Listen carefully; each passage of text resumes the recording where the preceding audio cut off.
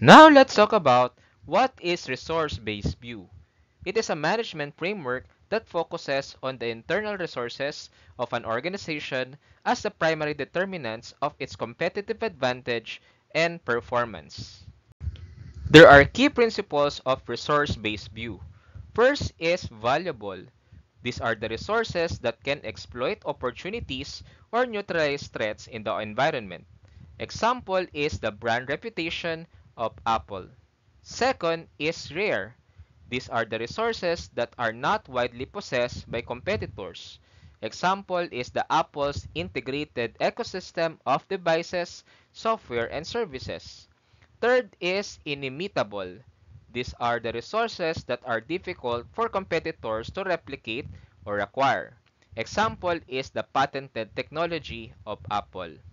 And fourth is non-substitutable. These are resources that cannot be easily replaced by other resources. Example is the iOS operating system of Apple. Thank you and happy learning.